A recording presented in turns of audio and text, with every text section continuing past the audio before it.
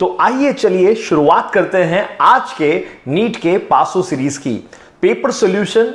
और आज हम लोग करने वाले हैं पासो सीरीज में पेपर सॉल्यूशन 2003 का 2003 का पेपर आज हम लोग सॉल्व करने वाले हैं। तो चलिए शुरुआत करते हैं।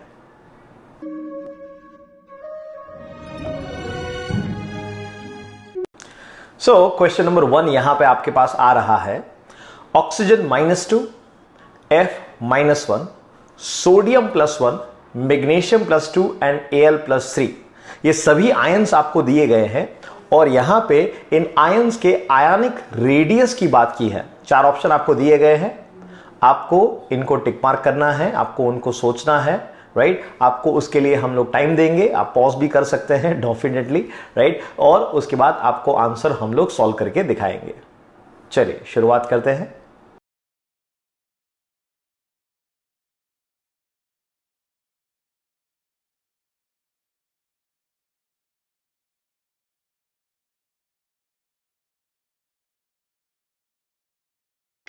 अगर आपको समय बराबर पड़ा है और आपने समय से उसको सॉल्व कर दिया है, कॉन्ग्रेचुलेशंस। अगर आप नहीं कर पाए कोई प्रॉब्लम नहीं है, आप अपना स्पीड थोड़ा सा बढ़ा सकते हैं। तो इन सभी आइसो इलेक्ट्रॉनिक की अगर हम बात करें तो आप देख के ही गेस कर सकते हैं कि सब में होने वाले हैं कितने इलेक्ट्रॉन। सब में होने वाले हैं 10 electron. Every one is containing 10 electrons. Okay, so आप देख सकते हैं यहाँ पे 8 प्रोटॉन है, यहाँ पे 9 है, यहाँ पे 11, 12 और यहाँ पे है 13। So these are the protons that we are talking about.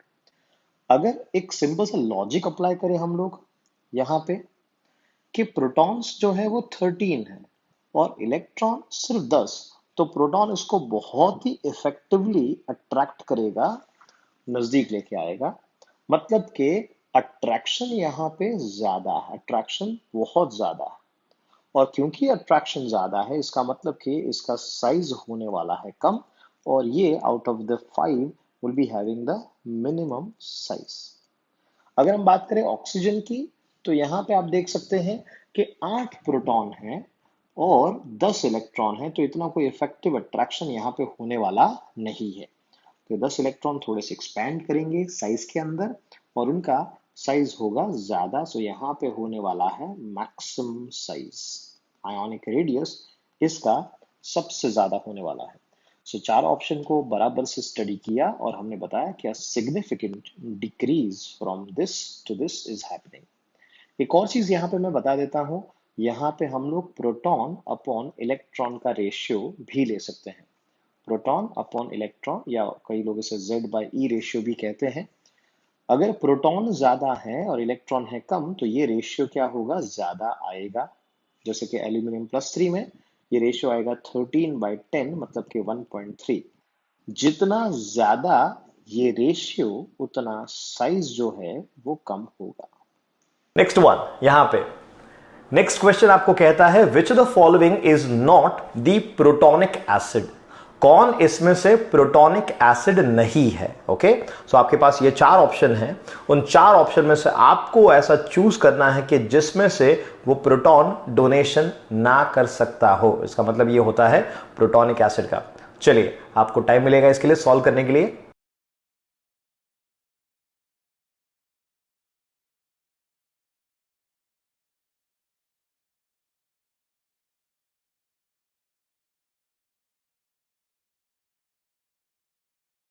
Question number 2 conceptual question है, लेकिन अगर आप भूल जाते हैं तो आप चिंता मत करना। ओके, आप ध्यान से स्ट्रक्चर को चेक करो। B-O-H, O-H, O-H, ये H3BO3 है और यहाँ पे बोरॉन जो है उसके 6 इलेक्ट्रॉन है। मतलब कि यहाँ पे आप देख सकते हैं ये इलेक्ट्रॉन डेफिशिएंट है। ओके, इलेक्ट्रॉन डेफिशिएंट है, सो ये ल्यूइस एसिड है। ल्यूइस एसिड है। ल्यूइस एसिड मतलब ये लोन पेयर को अट्रैक्ट जरूर कर सकता है। लेकिन अगर बाकी सब की बात की जाए, बाकी सब में फॉस्फोरिक एसिड है, P double bond O dash OH dash OH dash OH, this will release H plus, again S double bond O dash OH dash OH, ये है आपका H2SO3 sulphurous acid. S double bond O, double bond O, dash OH, dash OH. This is sulfuric acid. So all of the component that you see here, this will be releasing H plus, H plus, H plus, H plus, H plus, H plus, and H plus. But here, none of the hydrogen are getting removed as hydrogen. मतलब कि ये प्रोटॉनिक acid नहीं है, ये acid जरूर है पर ये लुईस एसिड है, ये लॉरी ब्रोंस्टेड एसिड नहीं है, या ये प्रोटॉनिक एसिड नहीं है। नेक्स्ट क्वेश्चन आपके सामने आ रहा है। यहां पे आपको प्लैंक्स कांस्टेंट दिया गया है, as you already know the Planck constant value, right, और आपको दिया है स्पीड ऑफ लाइट जो कि आप जानते हैं। यहां पे आपको पूछा है कि दिए गए ऑप्शन में से which one is the nearest, which one is the nearest for the frequency value which is 8 into 10 raised to power 15 second inverse। इस फ्रीक्वेंसी वैल्यू के लिए जो वेवलेंथ होगा उसमें सबसे नजदीक वाला कौन सा है। ओके, चल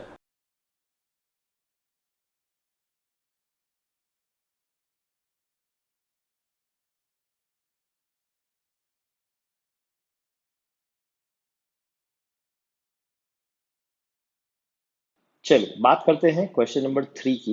ये न्यूमेरिकल है, आपने अच्छे से सॉल्व किया होगा आई होप। अब यहाँ पे आपको एक सिंपल सा क्वेश्चन पूछा है कि wavelength in nanometers of a quantum of light with a frequency this. So आपको तो सिंपल सा एक इक्वेशन अप्लाई करना है, frequency is equal to c by lambda. Lambda हमें किस में ढूंढना है, नैनोमीटर में ढूंढना है। c is the speed of light, so 3 into 10 raise to power 8 metre पर सेकेंड। ओके, और उसको डिवाइड करेंगे फ्रीक्वेंसी से, which is 8 into 10 raised to power 15. So if you do that, you get 3 by 8 into 10 raised to power minus 7. This is in meter. Okay, clear है। और यहाँ पे इसको नैनोमीटर में कन्वर्ट करना है, तो मैं क्या कर दूंगा, यहाँ पे 3 बाई 8 जो है इसको हम लोग कैलकुलेट करेंगे या फिर सीधा सीधा रख देंगे कि 10 raise to power minus 9 meter. So मतलब ये होगा आपका 300 divided by 8। Okay, so 300 divided by 8, ये आपका नैनोमीटर में आपका आंसर होने वाला है। कितना होगा ढूंढ लो इसको तो आपको पता चल जाएगा। सो 300 डिवाइडेड बाय 8 किया हमने, तो यहाँ पे आ जाएगा कितना आंसर, बोलो बोलो बोलो। यस, ये आएगा आपका आंसर 4 के आसपास, 4 इंटू 10 रेज़ टू पावर 1। बाकी सारे ऑप्शंस आप देख सकते हैं, दूर दूर तक कोई मैच इसमें नहीं है। नेक्स्ट क्वेश्चन यहां पे आपको पूछा गया है कि ये जो ऑप्शन दिए गए हैं उसमें से कार्बन कार्बन सिग्मा बॉन्ड के लिए और पाई बॉन्ड के लिए, कार्बन कार्बन सिग्मा और पाई बॉन्ड के लिए कौन सी बात जो है वो गलत है, which is wrong.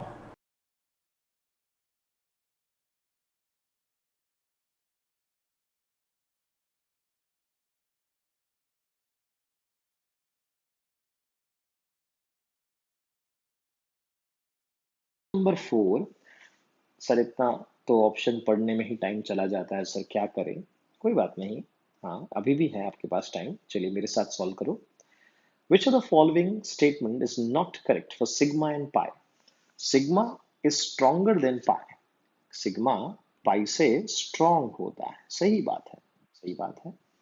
Bond energies of sigma and pi are on the order of 264 and 347। अब यहाँ पे ही confusion। अगर मान लो कि ये स्ट्रॉन्ग है तो इसका मतलब कि यहाँ पे एनर्जी वैल्यू ज्यादा होना चाहिए और यहाँ पे क्या होना चाहिए, कम होना चाहिए। मतलब यही आपका आंसर है, ऑप्शन 2। बाकी सारे ऑप्शंस फिर भी पढ़ लेते हैं। Free rotation of atoms about a sigma bond is allowed. Sigma bond के हिसाब से इसके एटम्स जो हैं उनको फ्री रोटेशन करने दे सकते हैं, जैसे कि मीथेन और जैसे कि इथेन और प्रोपेन और ब्यूटेन के कंपाउंड मिलेंगे जिन्हें हम कहते हैं कॉन्फॉर्मेशन। याद आया आपको कॉन्फॉर्मेशंस? Yes. Okay, number 4, sigma bond determines the direction between the carbon atoms, but a pi bond has no primary effects in this regard।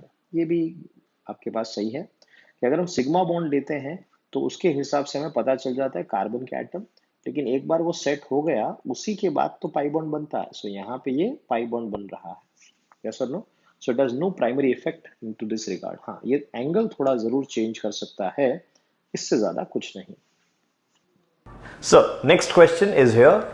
देखो ध्यान से, आपको पूछा है oxidation state of sulphur. Oxidation state of sulphur, और इन तीन compound के अंदर बात कर रहे हैं। सबसे पहले है SO3-2, उसके बाद है आपके पास H2O4-2, और उसके बाद है आपके पास H2O6-2। इसमें से ऑक्सीडेशन नंबर का इंक्रीजिंग ऑर्डर आपको देखना है, और चार ऑप्शन में से एक सही आंसर होगा आपके लिए। चलिए, समय मिलेंगे आपको इसको सॉल्व करने के लिए। चलिए क्वेश्चन नंबर 5 की बात करते हैं। ओके, आराम से आपने सॉल्व कर दिया होगा इसको। तो भाई SO3-2 है, सल्फर का ऑक्सीडेशन नंबर आएगा +4। H2O4-2 है, इसका ऑक्सीडेशन नंबर ढूंढा हमने, 2x is equal to 6, x is equal to क्या आएगा, 3 आएगा। और S2O6-2 है, याद आया आपको? यस, तो यहाँ पे कितना आने वाला है, ये आने वाला है +5। ओके, तो आपको जो आंसर दिख रहा है यहाँ पे वो होने वाला है क्या, वो होने वाला है option 1। Okay, so S2O4 is the minimum, then SO3, and then S2O6-2. If you want, you can find out it with the x method. So x plus 3 into -2 is equal to -2. 2x plus 4 into -2 is equal to -2. And here it is 2x plus 6 into -2 is equal to -2. So it's very simple. Yes or no? Next question. The Necometric density for the sodium chloride is given, which is 2.165 10 to the power 3 kilogram per meter cube. And while the X-ray density is 2.178 10 to the power 3 kilogram per meter cube. Find out the unoccupied sites. आपको ढूंढना है fraction of unoccupied sites क्या होगा इसमें। चलिए, क्या आप कर सकते हैं, इसको सॉल्व करना है। उसके पहले आप ट्राई करो इसको जी।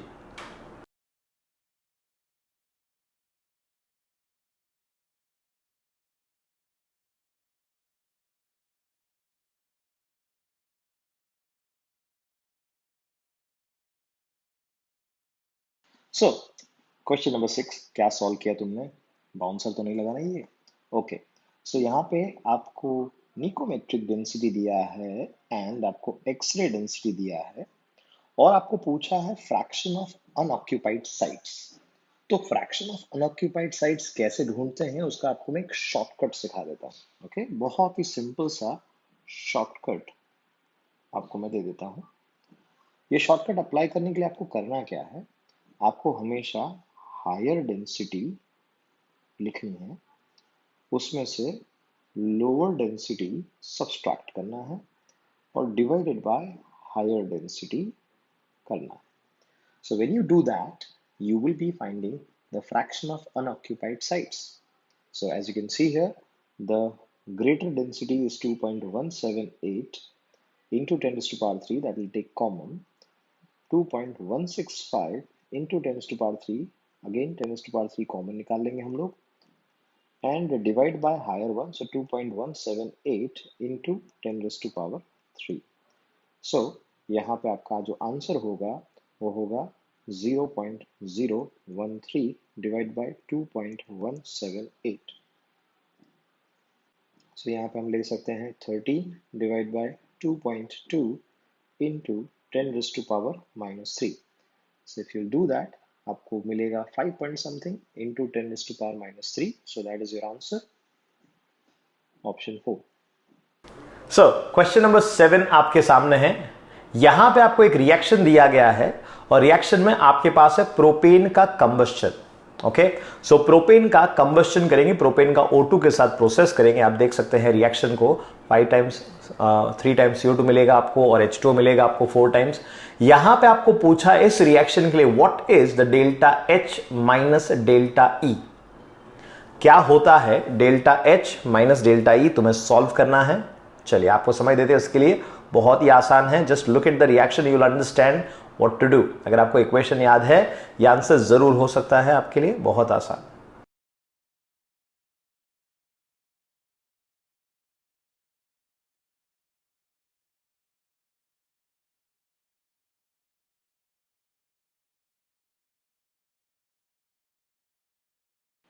चलिए क्वेश्चन नंबर 7 की बात करते हैं। बहुत ही सिंपल सा क्वेश्चन है। आपने पढ़ ही लिया होगा कि यहाँ पे हम बात करना चाहते हैं डेल्टा एन जी के बारे में, क्योंकि हमारा इक्वेशन है delta H is equal to delta E या delta U plus delta n g R T. So अगर मुझे सब्सट्रैक्शन करना है, so delta H minus delta E is equal to delta NGRT. So if I have the delta NG, I have the answer. So यहाँ पे gas, ये है liquid, इसे नहीं लेना, गैस और gas. So 3 moles of the product minus 6 moles of the reactant, तो ये होने वाला है -3. So -3 RT is your answer. Option 2. Next question आपके सामने है एक हेबर प्रोसेस की बात। आपको पता है हेबर प्रोसेस, तो nitrogen and hydrogen gives you ammonia. इस रिएक्शन के अंदर आपको कहा है कि 30 लीटर डाई हाइड्रोजन लिया गया है और 30 लीटर डाई नाइट्रोजन लिया गया है। इसके लेने के बाद जो एक्सपेक्टेड प्रोडक्ट होगा उसका सिर्फ और सिर्फ आपको 50% मिल रहा है। Only 50% of the expected product is seen. So what would be the final mixture? Final mixture का क्वांटिटी क्या होगा? ओके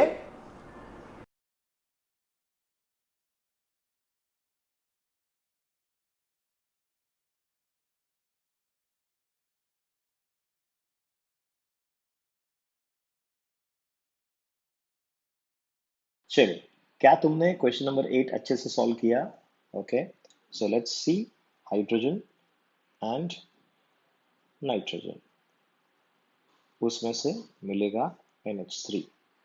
इसको बैलेंस कर देते हैं 3 टाइम्स और यहाँ पे 2 times. Okay, now what is there, यहाँ पे आपको दिया है कि हमारे पास 30 लीटर और 30 लीटर दोनों के दोनों है हमारे पास, मतलब कि 30 लीटर हमारे पास हाइड्रोजन है 30 लीटर्स, और हमारे पास 30 लीटर जो है वो नाइट्रोजन है।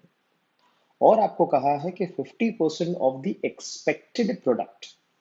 तो अगर मैं सिर्फ इतना समझूं कि पूरा का पूरा यूज होगा तो प्रपोर्शन क्या होगा? सो 3:1 का प्रपोर्शन होगा और प्रोडक्ट होगा 2। 3:1:2, ये आपका प्रपोर्शन होने वाला है। तो पूरा का पूरा यूज होगा तो यहाँ पे पूरा का पूरा 30 लीटर यूज हो जाएगा, यहाँ पे 10 लीटर यूज होगा, 20 बाकी रहेगा, और यहाँ पे 20 लीटर प्रोड्यूस होता। ओके, अब ये होता क्योंकि आपको कहा है कि 50% ही आपको प्रोडक्ट लेके आना है, 50%। ठीक है, तो 30 में से हमें सिर्फ और सिर्फ 15 यूज करने हैं। तो 3:1 के हिसाब से यहाँ पे सिर्फ 5 लीटर यूज होंगे, और 1:2 के हिसाब से यहाँ पे सिर्फ और सिर्फ 10 लीटर बनेंगे। तो इसका मतलब ये हुआ रिमेनिंग होगा 15 लीटर्स ऑफ हाइड्रोजन, यहाँ पे होगा 25 लीटर्स ऑफ नाइट्रोजन और 10 लीटर्स ऑफ NH3। चलिए, आपको ऑप्शन दिख रहा है, वेरी गुड। क्वेश्चन नंबर 8, इसका आंसर है आपका ऑप्शन 2। चलिए नेक्स्ट, दिस क्वेश्चन इज कि if the density are given for the graphite and the diamond and the values which are given is 2.25 and 3.31 gram per centimeter cube. Okay, those are the densities are given. Okay, now the delta G naught, the free energy change of difference between these two entities is given, and that is 1895 joule per mole. Find out the pressure at which the carbon which is in the graphite form will get converted into the diamond. आपको pressure find out करना है जिस pressure पे graphite जो है वो diamond में convert हो सकता है। ओके,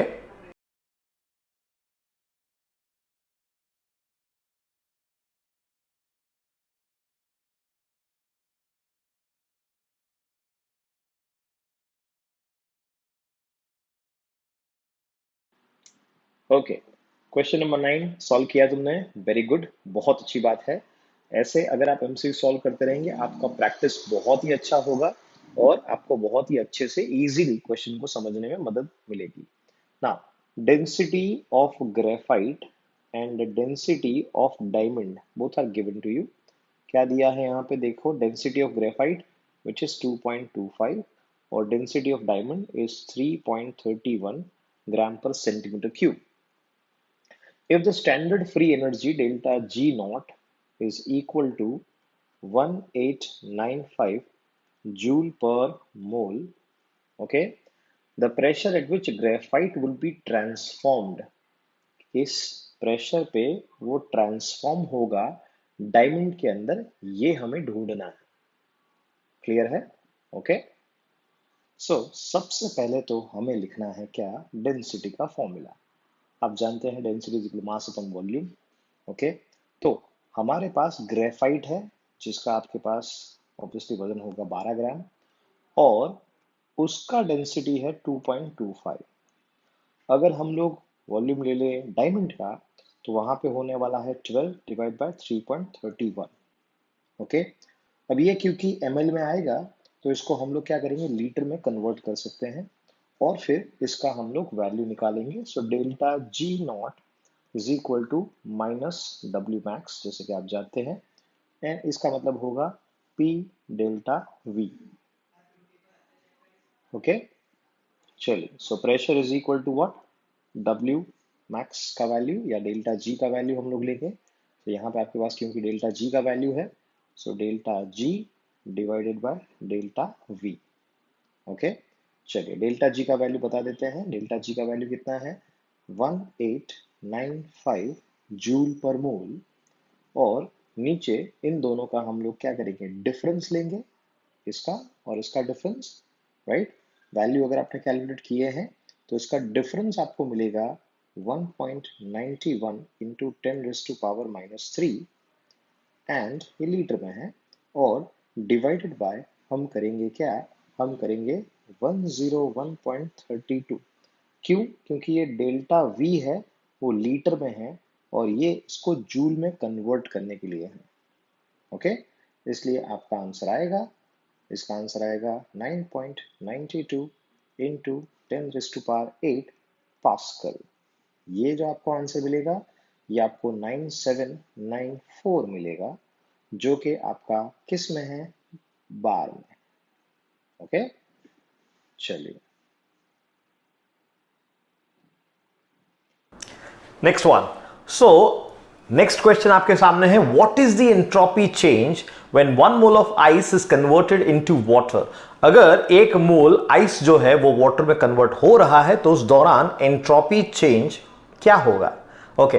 अब एंट्रोपी चेंज जो है उसके लिए आपको डेल्टा H आपको दे दिया है, देखो ब्रैकेट के अंदर आपको कहा है enthalpy change 6 kilo joule when it converts from ice to water. Okay, clear है. चलिए सॉल्व करो इसको फटाफट से.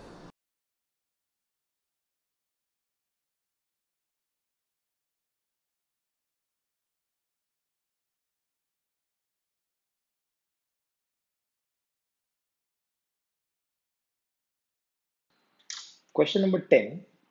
What is the entropy change when 1 mole of ice is converted into water at 0 degree Celsius temperature? Enthalpy change आपको पता है और वो दे दिया है 6 किलो जूल. क्या तुमने इसको सॉल्व कर दिया? ओके.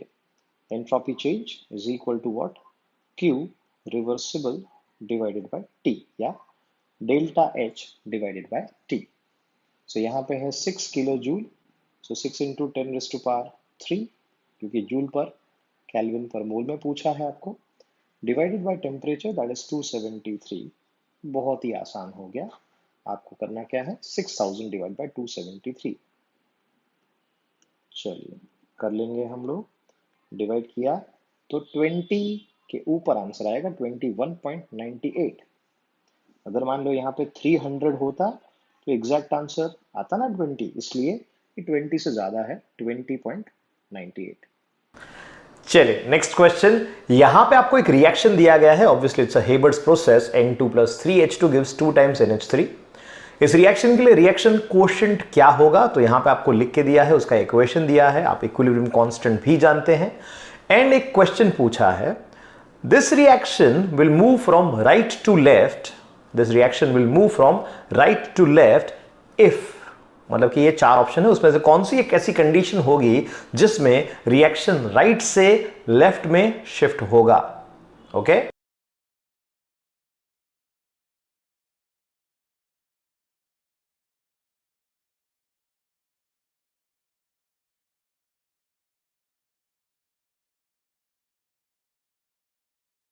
क्वेश्चन नंबर 11 बहुत सिंपल है।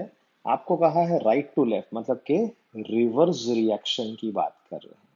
तो भाई रिवर्स रिएक्शन बहुत सिंपल होता है। क्यूसी अगर ग्रेटर देन केसी हो तो रिएक्शन रिवर्स डायरेक्शन में जाता है। अगर क्यूसी लेस देन केसी होगा तो फॉरवर्ड में, और क्यूसी इज इक्वल टू केसी होगा तो इक्विलिब्रियम में। The activation energy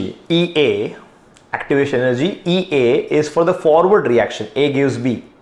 A gives B के लिए अगर आपको एनर्जी ऑफ एक्टिवेशन दिया है फॉरवर्ड रिएक्शन के लिए, the activation energy for the reverse reaction would be क्या होगा, राइट यहां पे ये जो रिएक्शन है उसके रिवर्स रिएक्शन के लिए ये क्या हो सकता है? What do you think?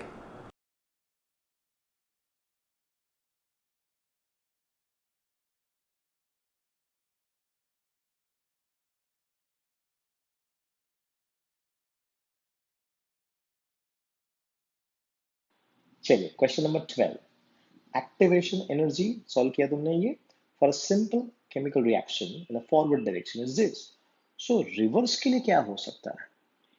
अब देखो सिंपल सी बात है, अगर हमारे पास एंडोथर्मिक रिएक्शन है और एक्सोथर्मिक रिएक्शन, सो एंडो के लिए E a is greater than E a R reverse, and for exo E a is less than E a R. So in case of this यहाँ पे कुछ बताया ही नहीं है, इसका मतलब इट कैन बी मोर और it can be less also. So question number 63 यहां देखो आप, हाँ, which of the following statement is not true? चार ऑप्शन दिए हैं हेलोजन से रिलेटेड, हाँ, पी ब्लॉक के चार आपको स्टेटमेंट दिए हैं, उसमें से कौन सा स्टेटमेंट गलत है, सही नहीं है, ध्यान रखना। यस, चार ऑप्शंस स्टडी करो एक बार। I will give you the time, फटाफट से हम लोग सॉल्व करेंगे। ओके, चलिए।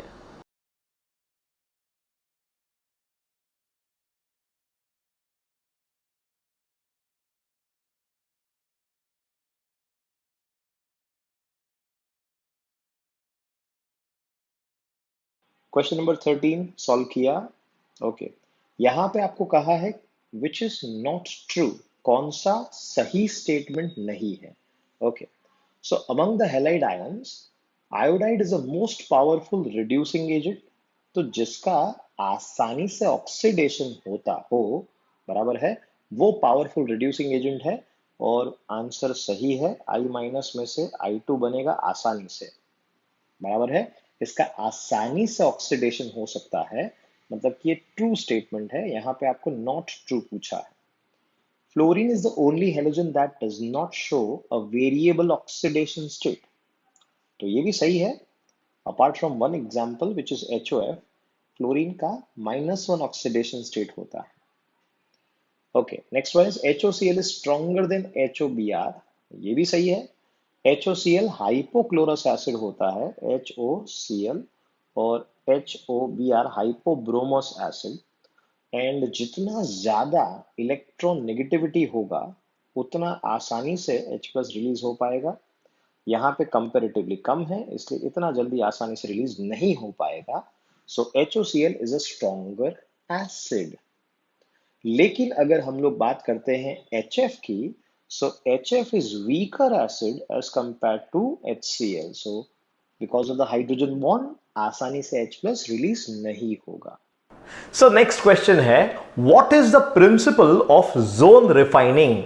यस, अगर जोन रिफाइनिंग का प्रिंसिपल जानना हो तो क्या होगा जोन रिफाइनिंग का प्रिंसिपल? यहां पे आपको चार ऑप्शन दिए हैं, फटाफट से, कंसेप्चुअल क्वेश्चन है, आपको पता है तो टिक मार्क कर दो फटाफट, फिर मैं सॉल्व करता हूं।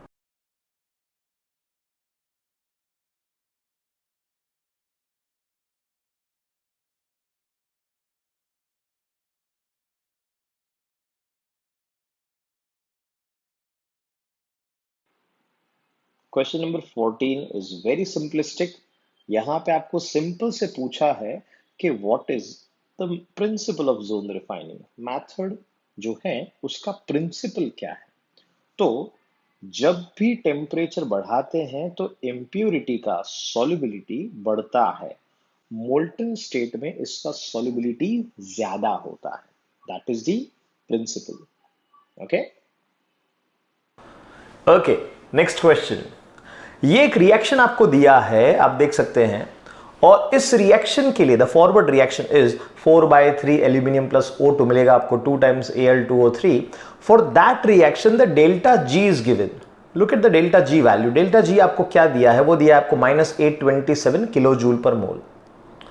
Then what would be the minimum EMF required? Electromotive force कितना रिक्वायर्ड होगा for the electrolysis of Al2O3? What do you think? Al2O3 के इलेक्ट्रोलिसिस के लिए कितना मिनिमम पोटेंशियल होना चाहिए हमारे पास?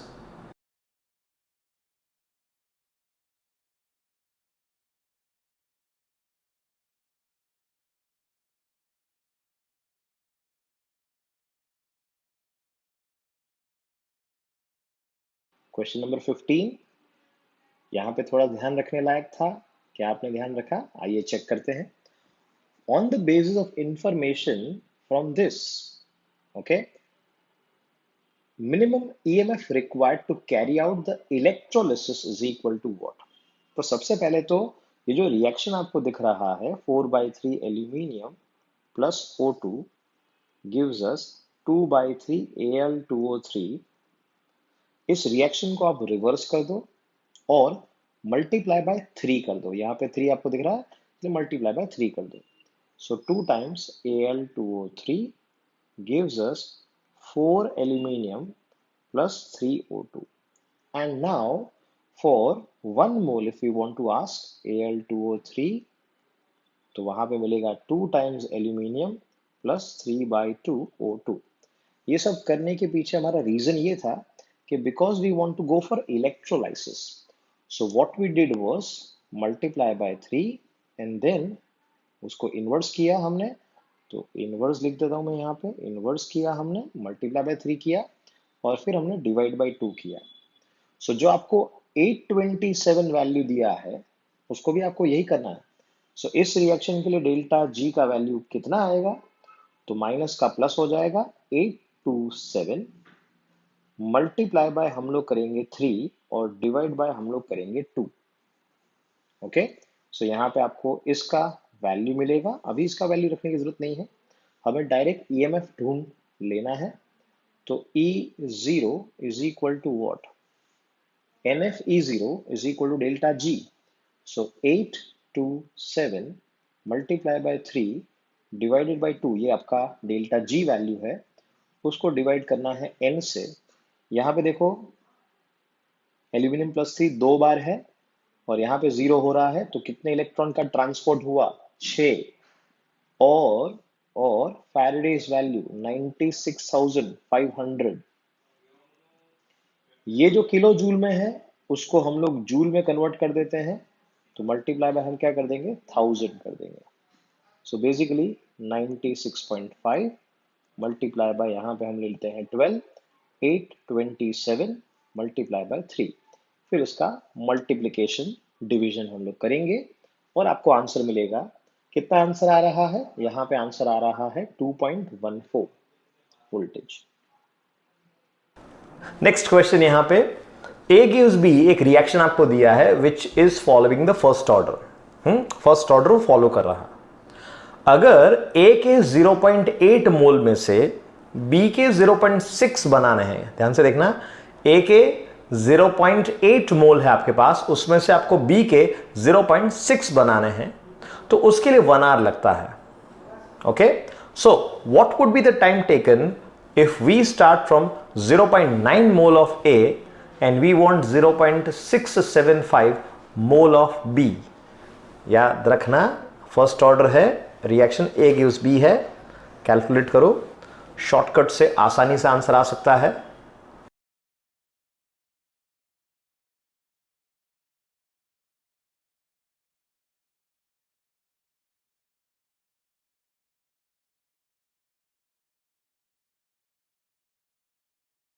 सो क्या क्वेश्चन नंबर 16 आप सॉल्व कर पाए? केमिकल काइनेटिक्स का ये बहुत ही यूजुअल तरह का क्वेश्चन होता है. आइए सॉल्व करते हैं इसको. A gives B, यहाँ पे फर्स्ट ऑर्डर काइनेटिक्स फॉलो कर रहा है. ये आपको फिक्स दे दिया भी फर्स्ट ऑर्डर काइनेटिक्स है. ये 0.8 मोल जब B कुछ नहीं होगा स्टार्टिंग में, उसमें से 0.6 मोल प्रोड्यूस हो रहा है बी। तो भाई सीधी सी बात है, इसमें से कितना यूटिलाइज करना पड़ेगा? 0.6 यूटिलाइज करना पड़ेगा, तभी जाके ये बनेगा। 1:1 प्रोपोर्शन है। इसका मतलब रिमेनिंग क्वांटिटी कितना है? रिमेनिंग क्वांटिटी है 0.2। So with this data we can come to a conclusion that A का concentration 0.8 से 0.4 और 0.4 से 0.2 जब होगा तो हाफ लाइफ की जरूरत पड़ेगी, और हाफ लाइफ फर्स्ट ऑर्डर के लिए क्या होता है? कांस्टेंट। इसका मतलब कि दो हाफ लाइफ का वैल्यू आपको दिया है जो कि है 1 hour. So therefore 1 half life ये वैल्यू होने वाला है 30 मिनट्स। ओके। अब यहाँ पे 0.9 में से 0.675। सो अगेन ए शुरुआत में है, कितना है? 0.9। बी ऑब्वियसली कुछ नहीं होगा, 0.675 प्रोड्यूस करना है। तो सीधी सी बात है 0.675 आपको यूटिलाइज करना पड़ेगा। रिमेनिंग क्वांटिटी कितना होगा? 0.225। सो अगेन 0.9 में से आधा करेंगे 0.45, और 0.45 में से आधा करेंगे 0.225। यहां पे भी समय दो हाफ लाइफ जितना ही लगना चाहिए। सो इसका मतलब है ये आंसर भी क्या होगा? 1 आवर ही होने वाला है। Option A is the answer. Next question है solubility product of AgI, solubility product मतलब कि KSP of silver iodide is given to you which is 10 raised to power minus 16. okay, 10 raised to power minus 16 mole square पर litre square आपको दिया हुआ है और ये उसका KSP है। तो what would be the solubility of AgI in 10 raised to power minus 4 normal, 10 raised to power minus 4 normal of the potassium iodide at 25 degrees Celsius temperature?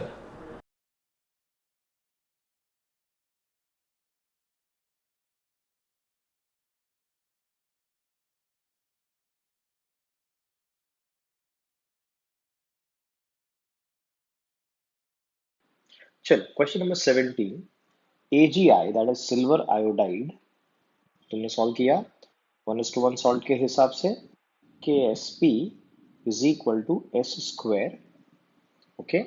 Solubility product आपको दे दिया है तो उसके ऊपर से एस वैल्यू मिल जाएगा 10 raise to power minus 8 molar. Okay.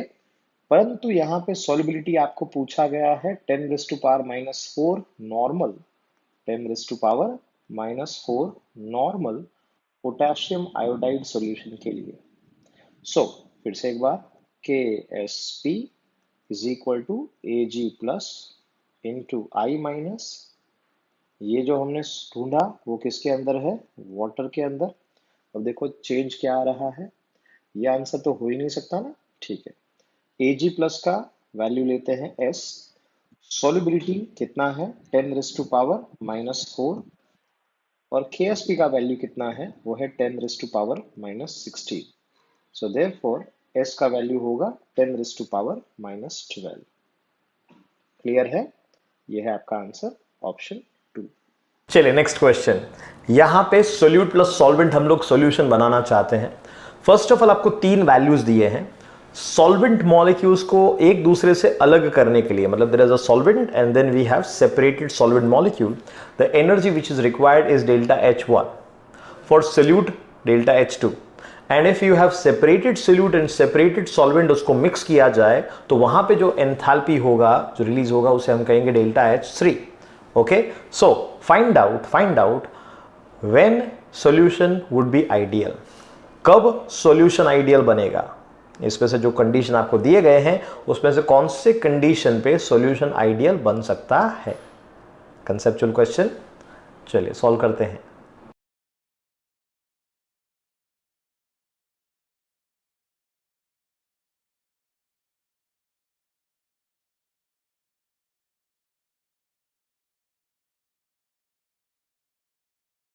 चलिए क्वेश्चन नंबर 18 बहुत सिंपल था। क्या तुमने सॉल्व किया? बहुत ही आसान है। हमारे पास सॉल्वेंट में से सेपरेटेड सॉल्वेंट बराबर है। यहाँ पे सॉल्वेंट सेपरेटेड जो होगा और सोल्यूट सेपरेटेड जो होगा, एक्चुअली दोनों सेम लिखे हुए हैं यहाँ पे, और solvent and solute molecules, consider here solute. तो इनका टोटल क्या होना चाहिए, इनका टोटल क्या होना चाहिए, तो ये डेल्टा H1 डेल्टा H2 ये एंडोथर्मिक है और ये एक्सोथर्मिक है। इसका मतलब कि इसका जो टोटल सम होगा, सम टोटल जो होना चाहिए वो होना चाहिए आपका डेल्टा H सॉल्यूशन। यस और नो, बराबर है।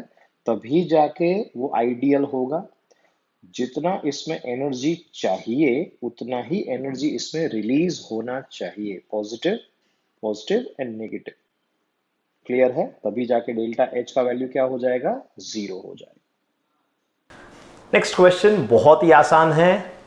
आपको रिएक्शन दिया गया है, ये 4 ऑप्शन दिए हैं आपको, और आपको पूछा है किस रिएक्शन के लिए उसका रिएक्शन एंथैल्पी वैल्यू ही उसका फॉर्मेशन एंथैल्पी वैल्यू होगा। For which of the 4 options that you see, right, the reaction enthalpy would be its formation enthalpy.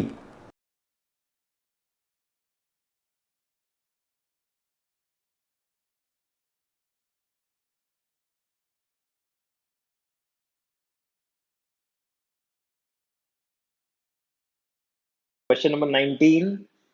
For which one of the following equation delta H reaction is equal to formation? तो definition बताओ formation का। जब हमारा कोई reaction product जो है वो elements में से बनेगा, बराबर, यस। तो वहां पे देखो जेनॉन एलिमेंट है, यहाँ पे आपके पास फ्लोरीन एलिमेंट है, और उसमें से जेनॉन का टेट्राफ्लोराइड मिल रहा है। So that's why this reaction is the formation reaction. Okay? Option A में ओजोन मॉलिक्यूल है, ऑप्शन बी में मीथेन मॉलिक्यूल है, ऑप्शन सी में CO molecule. So that is why your answer is option C. Clear है? So next question आपके सामने है। यहां पे आपको रिएक्शन दिए हैं 3। सबसे पहला रिएक्शन है ammonia's formation, N2 plus 3H2 gives 2 times NH3, उसका कांस्टेंट है K1। दूसरा रिएक्शन है N2 plus O2 becomes 2 times NO, उसका इक्विलिब्रियम कांस्टेंट होगा K2। तीसरा आपको रिएक्शन दिया है water's formation, H2 plus half O2 becomes H2O, और उसका आपको इक्विलिब्रियम कांस्टेंट दिया है K3। आपको पूछा है कि ये रिएक्शन जो देखो आपको लास्ट रिएक्शन दिया है 2 times NH3 plus 5/2 O2 gives 2 times NO plus 3 times H2O, इसका इक्विलिब्रियम कांस्टेंट क्या होगा in terms of K1, K2 and K3। तुम्हें बताना है कि K1, K2 और K3 के फॉर्मेशन में इसका आंसर क्या होगा। क्लियर है? चलिए ट्राई करो।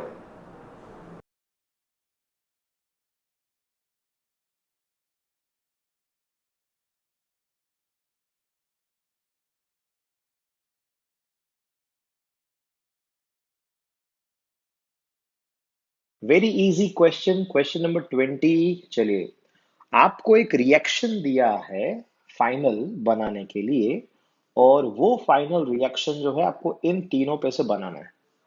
बहुत ही सिंपल सा रिएक्शन। तो देखो यहाँ पे आपको 2 NH3 चाहिए, इसमें कहीं पे NH3 दिख रहा है तो हाँ दिख रहा है। वो NH3 कौन सी साइड है, प्रोडक्ट साइड या रिएक्टेंट साइड? तो वो तो प्रोडक्ट साइड है। तो आपको इस रिएक्शन को उल्टा करना पड़ेगा। तो इस रिएक्शन को उल्टा करेंगे तो उसका इक्विलिब्रियम कांस्टेंट इनवर्स हो जाएगा, 1/K1 हो जाएगा। Okay, next one is NO की बात करते हैं, इसकी बात कर देते हैं। 2 टाइम्स NO, क्या यहाँ पे है 2 टाइम्स NO? यस, यहाँ पे भी 2 टाइम्स NO है। कोई भी चेंज करने की कोई जरूरत नहीं है, तो ऊपर K2 का K2 ही रहेगा। और H2O as you can see here, यहाँ पे सिंगल है और यहाँ पे 3 है। तो जो K3 आपको दिख रहा है उसका आपको क्या करना चाहिए? Yes, cube. सो आपका आंसर कहाँ लिखा हुआ है? ऑप्शन डी में। नेक्स्ट वन, ये देखो यहाँ पे नेक्स्ट क्वेश्चन आपके लिए आ चुका है। Molar heat capacity of water is given to you which is 75 joule per kelvin per mole. If 1 kilojoule heat is supplied to 100 gram water, which is obviously free to expand, calculate what is the increase in the temperature of water. चलिए try करो।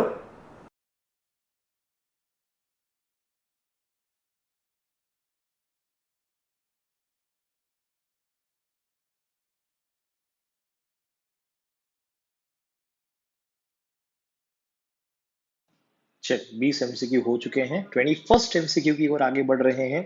साथ में पानी रखना, साथ में कुछ नाश्ता वास्ता कर लेना, पॉज करते रहना, ठीक है।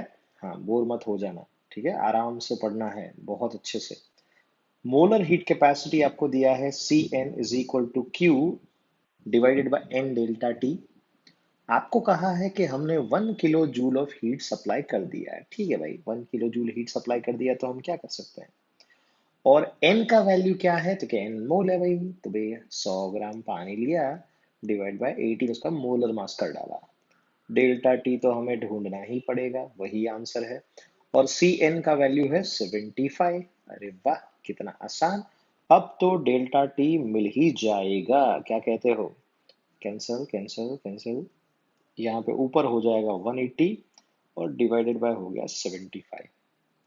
75 की मल्टीप्लाई बाय 2 150 होता है, तो ये उससे भी ज्यादा है। इसका मतलब ये 2 से थोड़ा सा ज्यादा है, 2.4।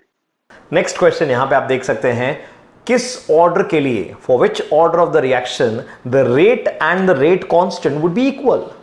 रेट और रेट कांस्टेंट किसके लिए इक्वल होते हैं, इसमें से कौन सा ऑर्डर होगा। 4 ऑप्शन आपको दिए हैं, फटाफट से आपको टिक मार्क करना है, बहुत ही आसान है।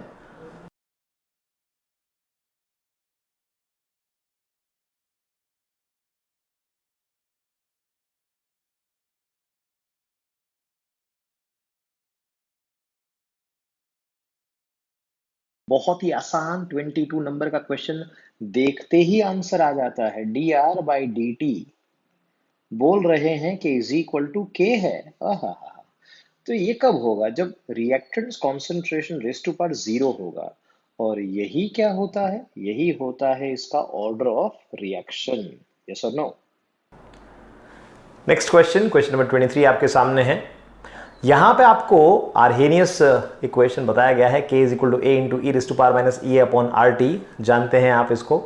आपको पूछा है कि if we want to calculate the energy of activation, कौन सा प्लॉट, कौन सा ग्राफिकल प्लॉट हम लोग बनाएंगे। 4 ऑप्शन है आपके सामने, किस प्लॉट में से आपको एनर्जी ऑफ एक्टिवेशन मिल सकता है। You know how to find out the slope और द इंटरसेप्ट। चलिए question number 23। The temperature dependence of the rate constant K of a chemical reaction is written in terms of this। ठीक है, activation energy कैसे मिलेगा भाई, जैसे ढूंढते हैं तो हमने ढूंढा है log K versus 1 upon T से। यस और no. log K versus 1 upon T, जो आपको स्लोप मिलेगा और जो आपको इंटरसेप्ट मिलेगा, उससे आपको सारे वैल्यूज मिल जाएंगे, ये का हो या ए का हो।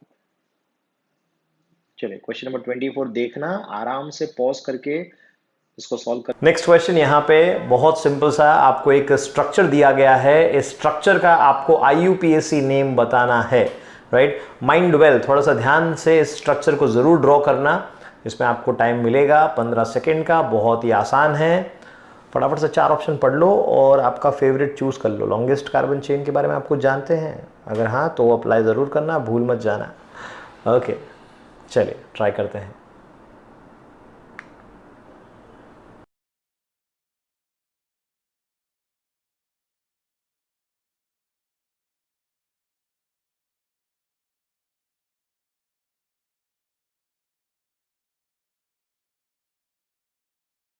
ओके चलिए सॉल्व करते हैं इसको।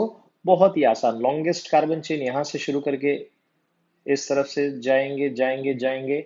1 2 3 4 5 6 7 8, टोटल है 8 कार्बन। तो 8 कार्बन में ब्रांच कितने हैं, तो यहाँ पे एक मिथाइल ब्रांच है और यहाँ पे एक मिथाइल ब्रांच है।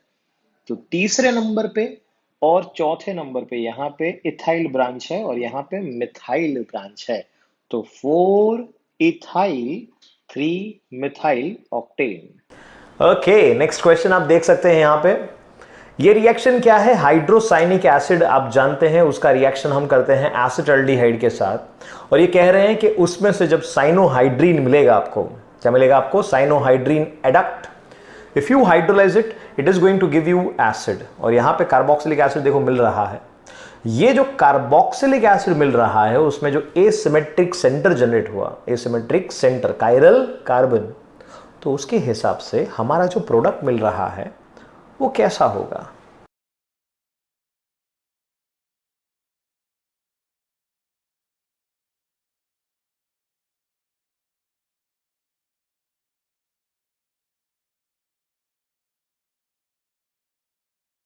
क्वेश्चन नंबर 25, बहुत ही सिंपल सा क्वेश्चन है, बहुत ही सिंपल सा क्वेश्चन है। ये आपने एनसीईआरटी में भी पढ़ा होगा, एनसीईआरटी में रिएक्शन पढ़ा होगा, लेकिन इसकी जो मेन इंपॉर्टेंट बात है वो बहुत इंपॉर्टेंट है। जो कायरल सेंटर की बात कर रहे हैं, ये कह रहे हैं कि देखो इस सेंटर में एक साइनोहाइड्रीन तो बन गया, बराबर है, लेकिन उस बनने के टाइम पे ये कायरल कार्बन हो गया।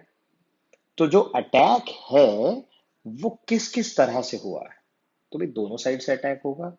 क्यों एक साइड से अटैक होगा? यस और नो, क्लियर है? तो 50% आपको डेक्स्ट्रो मिलेगा, 50% लीवो मिलेगा, वही 50% कैपिटल डी होगा, वही कैपिटल एल होगा। Dextro is not equal to D, लेकिन 50% डेक्स्ट्रो 50% लीवो, मतलब कि आपको क्या मिल रहा है? रेसेमिक मिक्सचर मिल रहा है। सो रेसेमिक मिक्सचर अगर हम लेते हैं डी और एल के फॉर्म में, तो वो इस तरह से मिलेगा आपको। Next question, question number 26। देखो स्ट्रक्चर सारे ड्रॉ किए दिए हैं आपको, स्ट्रक्चर सारे ड्रॉ करके दिए हैं। आपको पूछा है इसमें से कौन सा एनेंशियोमर है। What are enantiomers? You should understand. चार ऑप्शन आपको दिए हैं। एनेंशियोमर्स क्या होते हैं, अगर वो तुम्हें पता है तो तुरंत आपको इसमें से आंसर मिल जाएगा। Okay, you have got 4 options and you have to decide which one of these 4 options is the pair of enantiomers.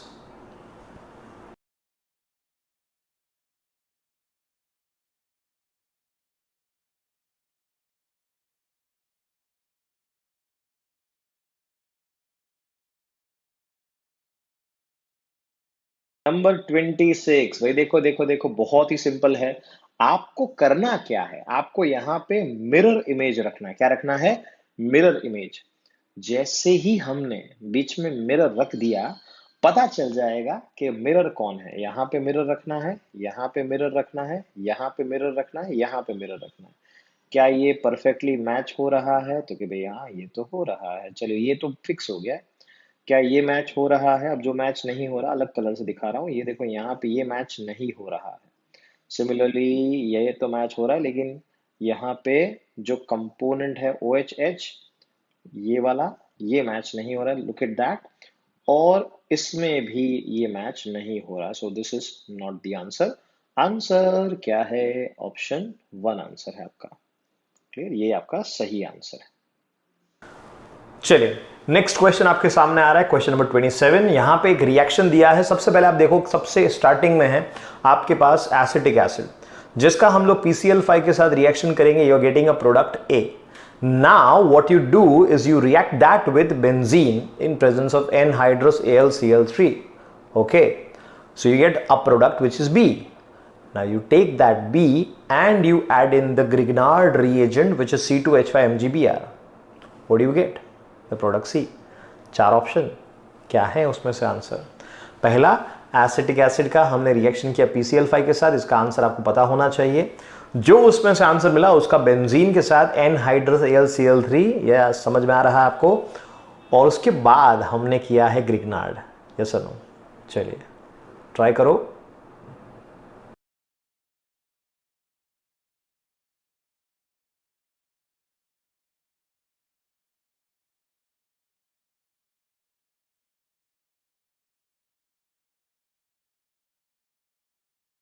चलिए क्वेश्चन नंबर 27 सॉल्व करते हैं।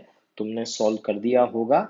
जैसे आप MCQ सॉल्व करने बैठे, हमेशा याद रखो टाइम लेके बैठो, है ना? हड़बड़ी में गड़बड़ी मत करो, आराम से इसको सॉल्व करना है। जैसे ही आपको क्वेश्चन समझ में आ जाए, नेक्स्ट क्वेश्चन की ओर आगे बढ़ते जाना है, ठीक है? चलिए, तो सबसे पहले ए क्या है उसकी बात करते हैं। CH3COOH एसिटिक एसिड बनाएगा CH3COCl which is R acid chloride, और उसका रिएक्शन बेंजीन के साथ करेंगे तो मिलेगा क्या, मिलेगा बेंजीन के ऊपर COCH3। अरे वाह, ये क्या है पता है आपको, ये एसिटोफिनोन है। फ्रिडल क्राफ्ट रिएक्शन किया ना हमने। ओके, अब सी, अब देखो ग्रिग्नार्ड कर रहे हैं, Grignard of what, of ketone. So definitely आपको 3 डिग्री एल्कोहल ही मिलेगा, यस और नो। ओके, ये दिख रहा है 2 डिग्री है, ये दिख रहा है 2 डिग्री है, ये तो कीटोन है, एक ही टर्शरी अल्कोहल है। आंसर, स्ट्रक्चर की भी जरूरत नहीं है, सिर्फ आपको लॉजिक पता होना चाहिए कि टर्शरी अल्कोहल है। आंसर आपका आ गया। चलिए यहां पे आपको एक कंपाउंड दिया है CH3C, ऊपर है CH3 double bond CCH3 CH3। ये आपको दिया है 2 मिथाइल ब्यूटुइन, और इसका हम लोग रिएक्शन कर रहे हैं NaIO4 in the presence of KMnO4। Okay, तो क्या मिलेगा आपको answer, what is the answer of this process? Obviously it's an oxidation process, right. ये अल्कीन है 2 मिथाइल 2 ब्यूटीन, इसका अगर हम ऑक्सीडेशन करेंगे तो आपको क्या मिलेगा as a answer, oxidised product.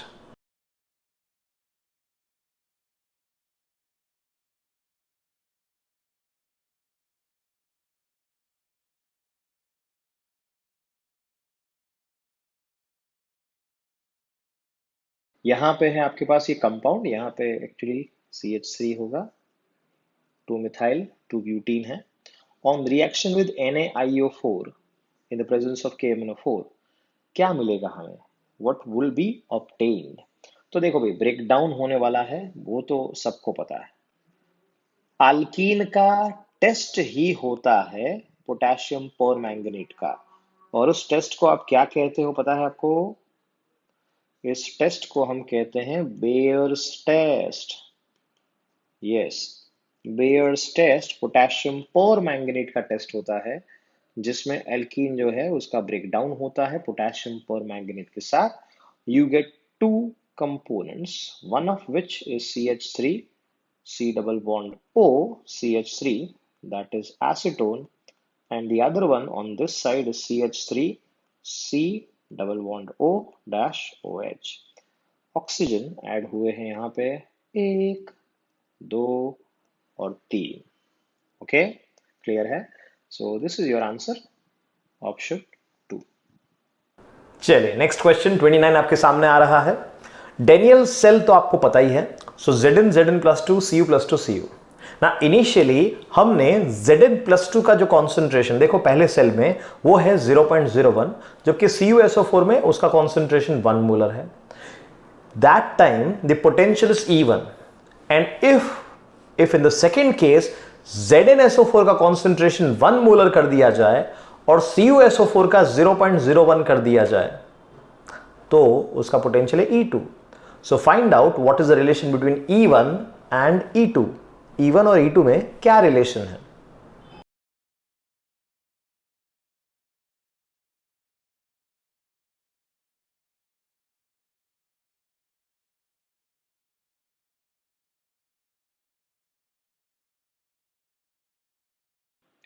Question number 29 बहुत ही इजी, बहुत ही इजी क्वेश्चन है। क्या कह रहा है ये क्वेश्चन? अगर 1 मोलर होता, समझो ध्यान से, बहुत सिंपल है। 1 मोलर होता, ये है एनोड और ये है कैथोड। तो कॉन्सेंट्रेशन के हिसाब से ये होता, हो जाता आपका स्टैंडर्ड सेल, यस और नो। और उसका सेल पोटेंशियल कितना हो जाता? 1.1 वोल्टेज। मैं आपको लॉजिक समझा रहा हूं। ओके, अगर एनोड का कॉन्सेंट्रेशन कम किया जाए तो सेल पोटेंशियल बढ़ेगा एज कंपेयर टू E0। लेकिन कैथोड का कॉन्सेंट्रेशन अगर बढ़ाया जाए तब जाके सेल पोटेंशियल बढ़ेगा। दोनों चीजें ध्यान रखनी है, एनोड का कॉन्सेंट्रेशन कम होगा और कैथोड का कॉन्सेंट्रेशन बढ़ेगा। अब इससे उल्टा, अगर एनोड का कॉन्सेंट्रेशन बढ़ाएंगे तो सेल पोटेंशियल डिक्रीज होगा, और कैथोड का कॉन्सेंट्रेशन अगर हम लोग डिक्रीज करेंगे तो सेल पोटेंशियल डिक्रीज होगा। ओके, सो दो जो कंडीशन आपको यहाँ पे दी गई है उसको फोकस करो। जबकि ZnSO4 का 1 मोलर है और CuSO4 का 0.01, that is the final condition, और इनिशियल कंडीशन में ZnSO4 0.01। सो यहाँ पे पहले एनोड का कॉन्सेंट्रेशन कम था जो कि बाद में बढ़ाया गया, और कैथोड का कॉन्सेंट्रेशन ज्यादा था जो कि बाद में कम किया गया है। यस और नो? इसका मतलब पहला पोटेंशियल जो है वो होना चाहिए ज्यादा और दूसरा होना चाहिए कम। कभी भी आपको कोई कंफ्यूजन हो, इसको हमेशा आप क्या करो, पॉज करके स्क्रीनशॉट भी आप ले सकते हैं। इस वीडियो को हम लोग स्ट्रीम करते हैं लेकिन बाद में ये आपके लिए अवेलेबल रहेगा हमेशा के लिए, ठीक है ना? तो जो भी अच्छा लगे आपको उसको आप स्क्रीनशॉट जरूर ले सकते हैं। चलिए, क्वेश्चन नंबर 30 आपके सामने यहां पे आया है और एड्सॉर्प्शन थ्योरी के हिसाब से कैटालिसिस, कैटलिस्ट यूज करना, कैटालिसिस प्रोसेस से स्पीड ऑफ रिएक्शन क्यों बढ़ता है? Right, according to the adsorption theory the speed of the reaction increase because of which reason? ये चार ऑप्शन आपके सामने, व्हाट डू यू थिंक?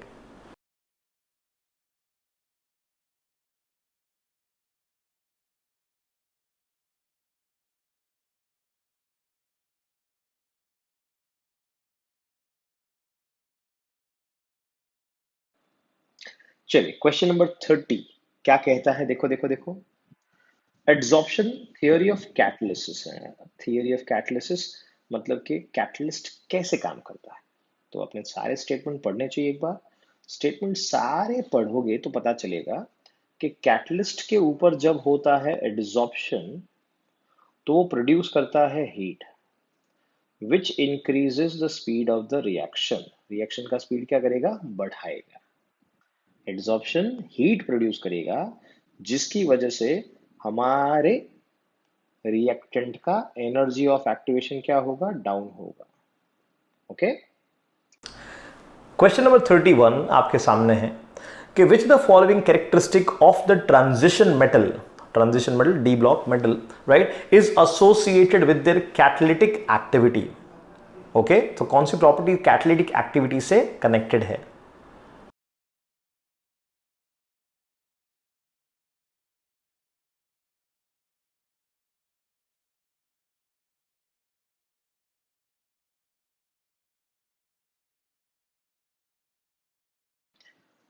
चलिए 31st क्वेश्चन क्या तुमने सॉल्व किया? Which of the following characteristic of transition metals is associated with their catalytic activity? अगर वो कैटलिस्ट हैं तो उसमें कौन सा इंपॉर्टेंट प्रॉपर्टी है? And the answer is very simple, because they have got variable valencies, variable oxidation states. वो अलग अलग कंपोनेंट को आराम से एक दूसरे के ऊपर, खुद के ऊपर एड्सॉर्ब कर सकते हैं। चलिए, क्वेश्चन नंबर 32 आपको पूछा है कि जो मेटल का मोनोक्साइड है, मेटल के मोनोक्साइड यहां पे जो आपको ऑप्शन में दिए हैं, इसमें से कौन सा बेसिसिटी के लिए, बेसिसिटी ऑफ ऑक्साइड, उसके लिए सही सीक्वेंस है? विच sequence is true for basicity of mono metal oxide? चलिए,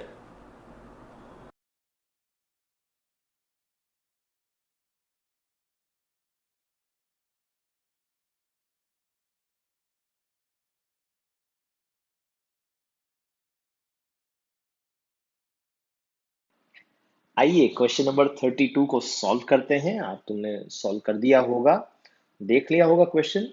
बेसिक कैरेक्टरिस्टिक की बात करते हैं, basic character of the transition metal. तो यहाँ पे ट्रांजिशन मेटल जो आपको दिए हैं, टिटेनियम हो गया, वेनेडियम हो गया, क्रोमियम हो गया, आयरन हो गया, इन सभी का जो बेसिक कैरेक्टर है वो उसके मेटालिक प्रॉपर्टीज से रिलेट करता है, मेटालिक प्रॉपर्टी से रिलेट करता है। ओके, मेटालिक प्रॉपर्टी जितना ज्यादा उसके ऑक्साइड का बेसिसिटी उतना ही ज्यादा होता है। ओके, क्लियर है? सो जैसे जैसे जैसे जैसे हम लोग लेफ्ट से राइट जाएंगे तो यहाँ पे देखो सबसे लेफ्ट में आएगा टिटेनियम, फिर आएगा वेनेडियम, फिर आएगा क्रोमियम एंड लास्ट में आएगा Fe। जैसे जैसे लेफ्ट से राइट जाएंगे मेटालिक प्रॉपर्टी क्या होगा? डिक्रीज होगा। मेटालिक प्रॉपर्टी डिक्रीज होगा, इसका मतलब कि ऑक्साइड का बेसिसिटी भी क्या होगा? डिक्रीज होगा। यस और नो? टिटेनियम के ऑक्साइड, वेनेडियम के ऑक्साइड, क्रोमियम का ऑक्साइड और आयरन का ऑक्साइड, ये होना चाहिए आपका आंसर। ओके सो चलिए आप यहां तक आए हैं, इसका मतलब इतने सारे क्वेश्चंस आपने अच्छे से सॉल्व किए होंगे। Congratulation on to that, right. और जब भी आप ऐसे नीट के पेपर्स को एक साथ सॉल्व करते हैं, आपका कंसेप्ट लेवल जो है बहुत ही ज़्यादा बूस्टअप हो जाता है। सो चलिए नेक्स्ट क्वेश्चन आपके लिए लेते हैं यहाँ पे, और वो है कि y+3, La+3, Eu+3 and Lu+3, ये चार आपको दिए हैं, उनके आयोनिक रेडियस का सीक्वेंस कौन सा होगा? इनके आयोनिक रेडियस का सीक्वेंस कौन सा होगा?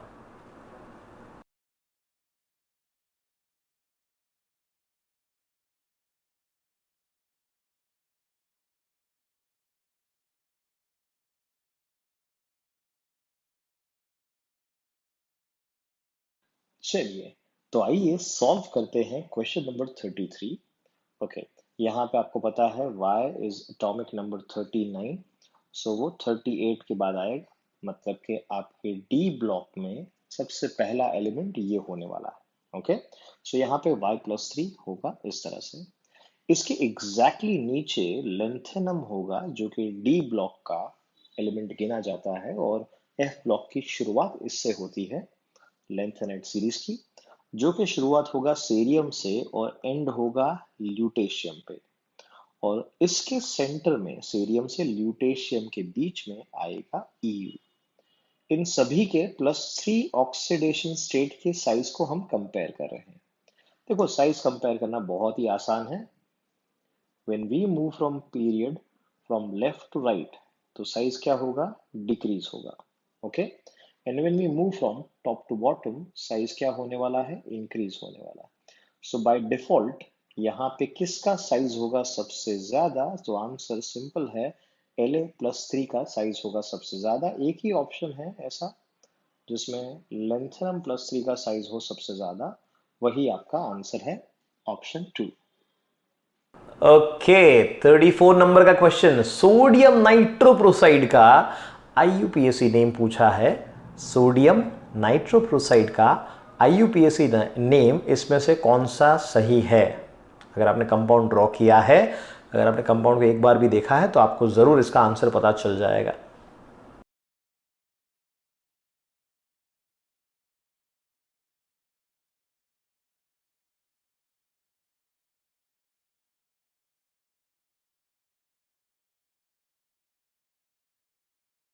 चलिए, क्वेश्चन नंबर 34 की बात करते हैं। According to IUPAC nomenclature, sodium nitroprusside क्या होता है? सो Na2FeCN5NO। सो यहाँ पे ये नाम जो होगा वो होगा sodium pentacyano nitrosyl ferrate 2। Nitrosonium, nitrosonium भी इसे कह सकते हैं, पॉजिटिव आयन, यहाँ पे चार्ज ट्रांसफर होता है। सो यहाँ पे Na यहाँ पे +2 होगा और यहाँ पे होगा +1। सो नाइट्रोसिल और नाइट्रोसोनियम, ऑप्शन होगा 3 आपका आंसर। ओके, तो क्या आपका लास्ट क्वेश्चन सही था? नहीं, कोई बात नहीं। अगर हाँ तो वेरी गुड। चलिए इस क्वेश्चन को ट्राई करते हैं। आपको एक कॉम्प्लेक्स आयन दिया है COF6-3, कोबाल्ट है और 6 फ्लोरीन है। COF6-3, इसमें आपको पूछा है कि नंबर ऑफ अनपेयर्ड इलेक्ट्रॉन कितने होंगे? How many electrons are unpaired?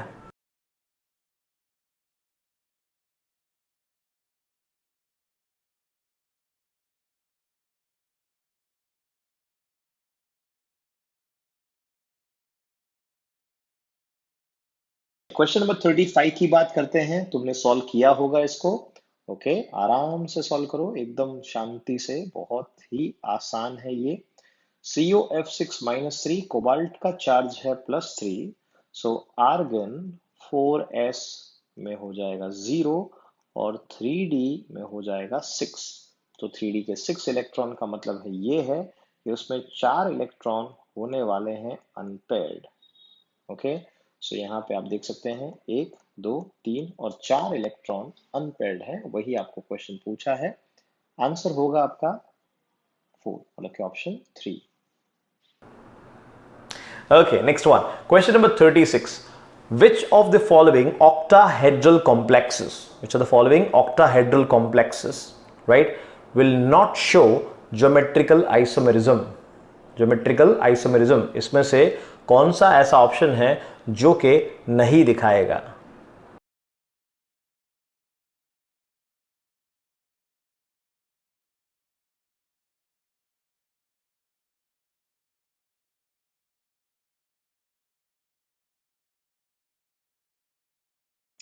Thirty six एकदम आसान है या ना? ओके, देखो यहाँ पे आपको क्या पूछा है कि किसमें आपको नहीं मिलेगा geometric isomerism.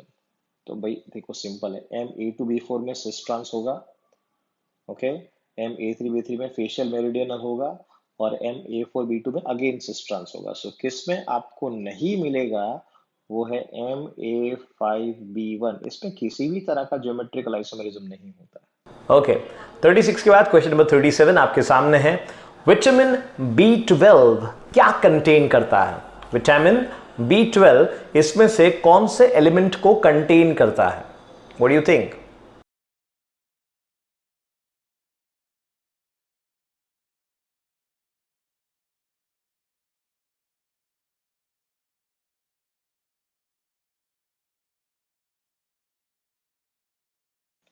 Okay, question number 37 अगर आपको नाम याद है तो ही समझ में आ गया होगा आपको। साइनो कोबाल अमीन, साइनो कोबालमीन नाम से क्लियर है कौन सा मेटल होता है। Yes, it is cobalt, don't write calcium. Okay, question number 38, which of the following, ये जो आपको चार ऑप्शन दिए हैं, which of the following is not the pi bonded organometallic substance? Organometallic तो है लेकिन कौन सा पाई बॉन्डेड नहीं है? Conceptual question.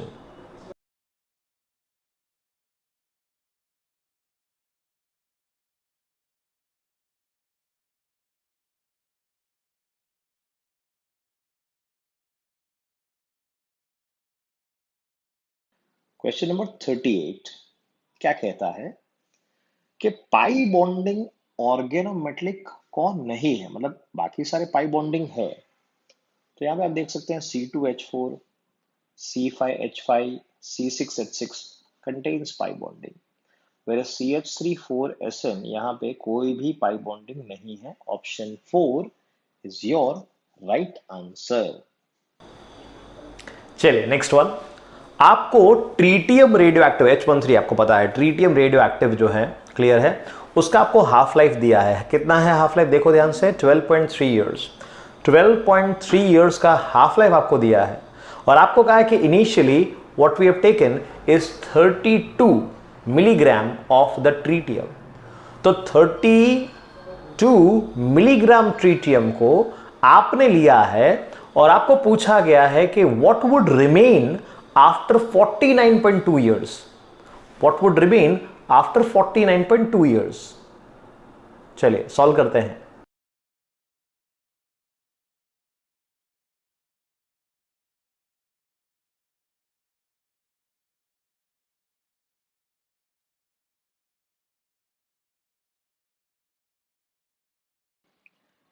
Okay, question number 39 समझ में आया? आसान है ना? हाँ, okay. Radio isotope H13 has a half life of 12.3 years. तो भाई 49.2 इयर्स के बाद कितना बाकी रहेगा? सिंपल सा शॉर्टकट है, 32 में से पहले होगा 16, 16 में से उसके बाद होगा 8, उसके बाद होगा 4। पहले हाफ लाइफ में हमने 12.3 इयर्स लिए, दूसरा भी 12.3 इयर्स होगा, तीसरा भी 12.3 इयर्स होगा और चौथा भी 12.3 इयर्स होगा। इन सभी का अगर आप करेंगे सम टोटल तो वो हो जाएगा 49.2 इयर्स, मतलब कि लास्ट में आपको मिलने वाला है 2 milligram is your answer. Next question आपके सामने आएगा। और अब तक हम लोग 39 क्वेश्चन कर चुके हैं। ये 40 नंबर का क्वेश्चन है एंड काबिल तारीफ है आपका जुनून, आपका जो साहस है, इतना जो आपको एक साथ कंटिन्यूस एमसीक्यू करने की जो चाहत है, बहुत ही जबरदस्त है, right. You should keep it up, you should keep it up. चलिए 40 नंबर का क्वेश्चन आपके लिए आया है। यहां पे आपको कहा है which of the following is a free radical substitution reaction. कौन सा फ्री रेडिकल सब्स्टिट्यूशन रिएक्शन है? चार ऑप्शन आपको दिए हैं, बहुत ही सिंपल सा शॉर्टकट है। इफ यू अंडरस्टैंड इट, मैं आपको सॉल्यूशन में वो शॉर्टकट दिखाता हूं।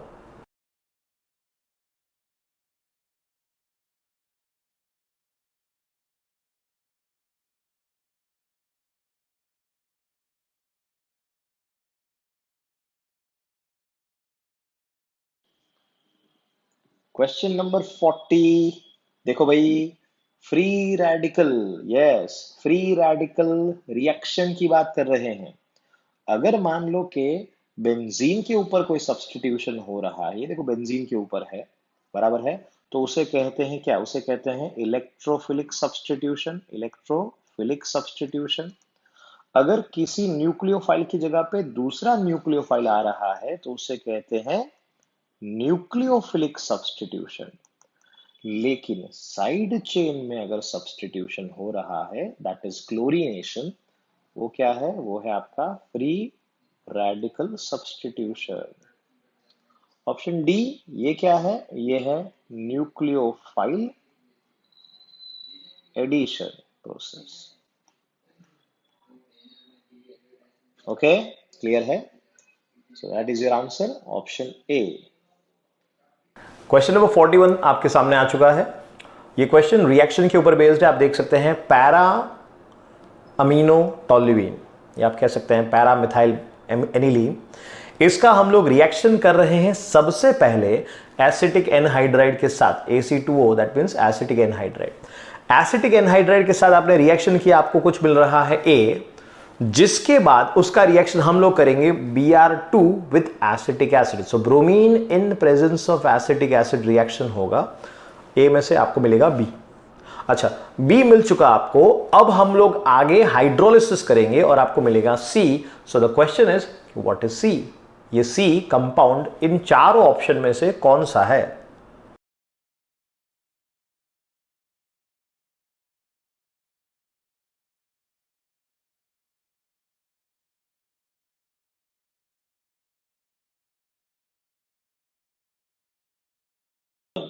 फाइनल प्रोडक्ट आपको पूछा है। पहला रिएक्शन समझ में आएगा तो दूसरा, दूसरा समझ में आएगा तो तीसरा। तीन रिएक्शन है। यहां पे आपको सबसे पहले AC2O मतलब के NHCOCH3 मिलेगा सबसे पहले। ये देखो यहाँ पे पहला है ये प्रोडक्ट, ये क्या है? ये है आपका ए। अब हम लोग करेंगे इसका ब्रोमिनेशन। क्या करोगे आप?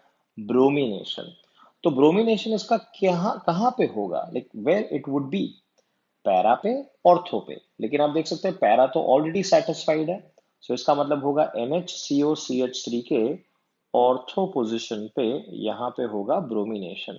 सो CH3, और यहां पे मिलेगा आपको ब्रोमीन, यस और no.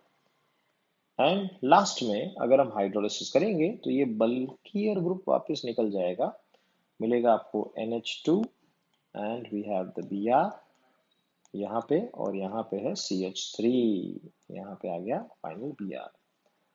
Okay, which option has this answer? Yes, option 3। चलिए क्वेश्चन नंबर 42 आपको देखो यहां पे दिखाई दे रहा है मेटाक्लोरोबेंजाल्डिहाइड। क्या है? मेटाक्लोरोबेंजाल्डिहाइड। इसका हम लोग रिएक्शन कर रहे हैं KOH के साथ, 50% KOH, मतलब ऑब्वियसली कॉन्सेंट्रेटेड पोटेशियम हाइड्रोक्साइड के साथ। तो आपको दो प्रोडक्ट मिलने चाहिए, वो दो इसमें से कौन से हैं? What do you think? ये चार ऑप्शन आपको दिख रहे हैं, उसमें से आपको कौन सा आंसर सही लग रहा है? रिएक्शन का नाम याद आया आपको? अगर हाँ, जबरदस्त।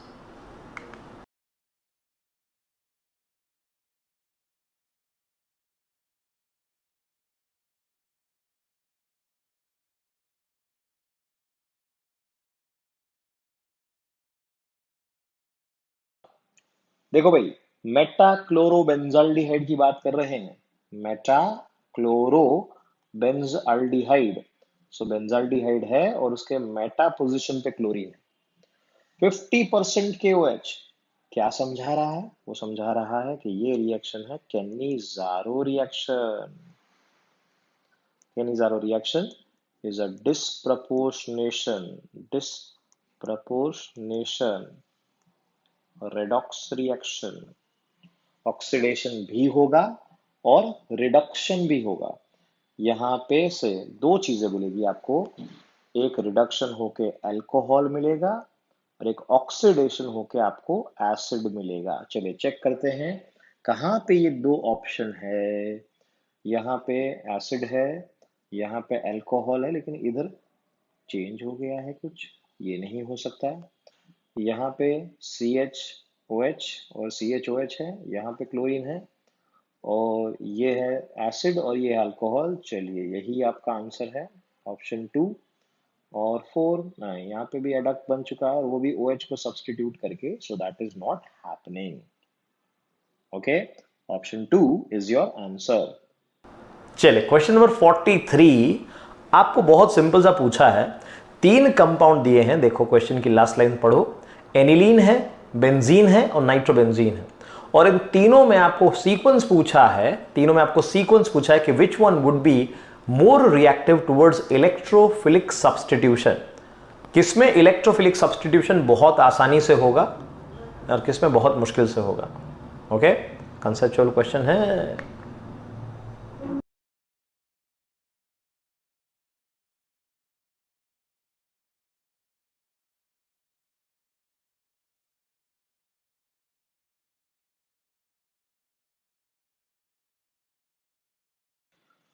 एकदम आसान क्वेश्चन पूछा है 43 नंबर का। एनिलीन है, बेंजीन है और नाइट्रोबेंजीन है। किसका किसका इलेक्ट्रोफिलिक सब्सटीट्यूशन का रिएक्टिविटी सबसे ज्यादा होगा? तो देखो भाई, जो डोनर होता है, जो कि इलेक्ट्रॉन डोनर होता है, वो बढ़ाता है एक्टिविटी, और जो विड्रॉ करता है वो क्या करता है? वो डिक्रीज करता है activity. Nitro is withdrawing, so that should be the least. Aniline में NH2, that is maximum donor in these three option. मतलब कि 1 has to be maximum and 3 has to be minimum. 2 centre में आएगा। Option आने वाला है आपका 4। Okay, question number 44 easy question. आपको दिया है एसिड, आपको दिया है अल्कोहल, आपको दिया है वाटर, आपको दिया है अल्काइन। इन चारों में से एसिडिक स्ट्रेंथ के हिसाब से इनको सेट करना है, एसिडिक स्ट्रेंथ के हिसाब से आपको इसको अरेंज करना है। बहुत ही आसान है, अगर आप कर ले तो ऐसा इजी क्वेश्चन है वैसे। हाँ, कर लिया, चलो ट्राई करो।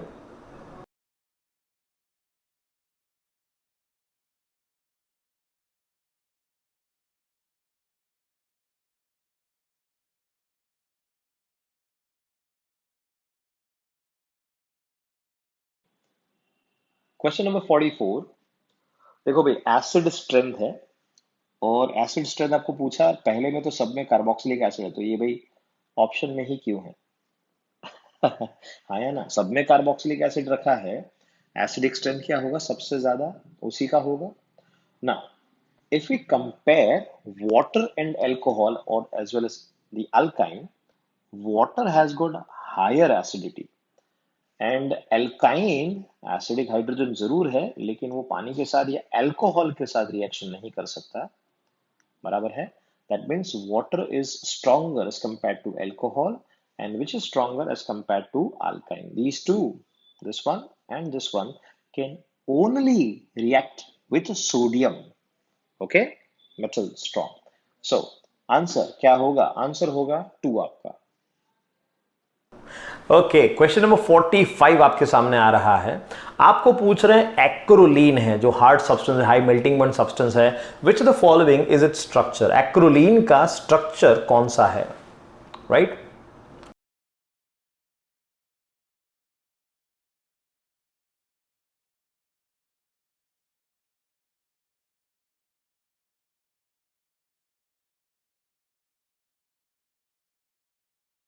चलिए 45 नंबर का MCQ, अगर आपको याद है, आपने टिक कर दिया है, कॉन्ग्रेचुलेशंस।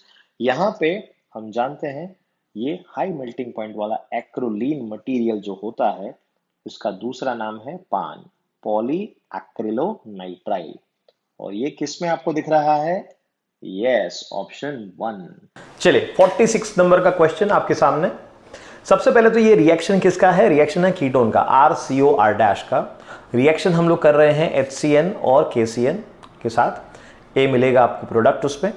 ए जो प्रोडक्ट मिल रहा है उसका हम लोग रिएक्शन कर रहे हैं आगे बी के साथ। अब ये बी क्या है? राइट, वही आपको पूछा, पर बी क्या है जिससे आपको ये प्रोडक्ट मिले? ये क्या दिख रहा है आपको? यहां पे एक जगह पे 4 वैलेंसीज में एक तो R है, एक R डैश है जो कि ऑलरेडी पहले से थे, और जो 2 नए वैलेंसीज हैं उसमें एक जगह पे OH है और एक जगह पे CH2NH2 है। चलिए 4 ऑप्शन में से आपको कौन सा लग रहा है? सोचो सोचो सोचो। चलिए, हो गया? आपको फिर भी टाइम देता हूं।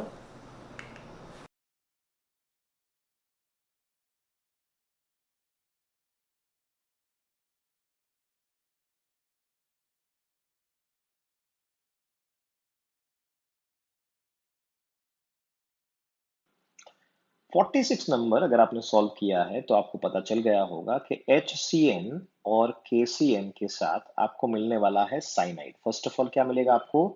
CN मिलेगा, C ट्रिपल बॉन्ड N, जो कि कहाँ जुड़ेगा? कार्बन के साथ जुड़ेगा, जिसमें ऑलरेडी एक है R डैश, एक है R, और यहाँ पे हो जाएगा OH, दैट इज क्योंकि ऑक्सीजन माइनस है, hydrogen plus.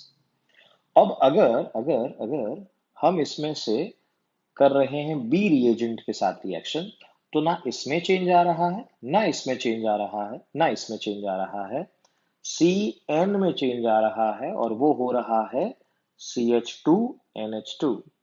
So by default बाकी क्योंकि सब कुछ सेम है, 4 हाइड्रोजन अंदर ऐड होने चाहिए। और आप समझ सकते हैं 4 हाइड्रोजन किस में ऐड होंगे? क्या अमोनिया में से, क्या एसिडिक हाइड्रोलिसिस से, क्या पानी से? नहीं, वो ऐड होंगे with a good reducing agent. और वो कौन है? वो है लिथियम एल्यूमिनियम हाइड्राइड। ऑप्शन है 4, that is your answer. 47 number का क्वेश्चन ये देखो, आपको पूछा है कि इस चारों में से, इन 4 ऑप्शन है उसमें से किसका अगर हम लोग पॉलीमराइजेशन करें तो आपको नियोप्रीन मिलेगा। Yes, which one on the polymerisation आपको नियोप्रीन देने वाले।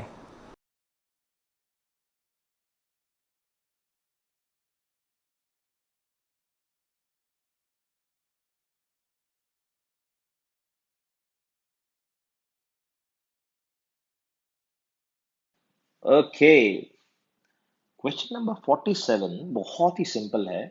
नियोप्रीन, नियोप्रीन का मोनोमर क्या होता है? तो उसका नाम है क्लोरोप्रीन। इसका आइडिया हमें आया था आइसोप्रीन पे से। आइसोप्रीन जो कि किसका मोनोमर है? यस, वेरी गुड, ये है नेचुरल रबर का।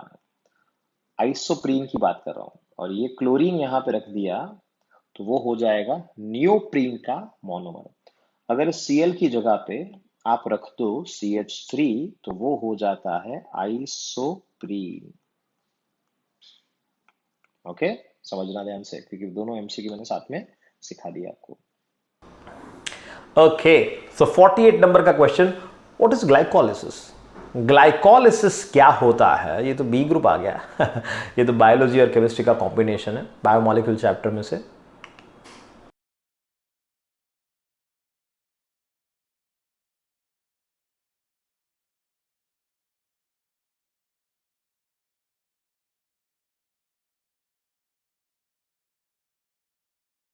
चलिए 48 की बात करते हैं। ग्लाइकोलाइसिस क्या होता है? What is glycolysis? So glucose जो होता है, ग्लूकोज, उसको हम लोग कन्वर्ट करते हैं, और ग्लूकोज को किस में कन्वर्ट करते हैं? पायरुवेट में। अगर हमने उसको पायरुवेट में कन्वर्ट कर दिया, what is that? That is actually the glycolysis. Okay, question number 49 again biomolecule में से है, फॉस्फोलिपिड्स क्या होते हैं? Phospholipids are ester of glycerol with blank. What do you think? Answer करो।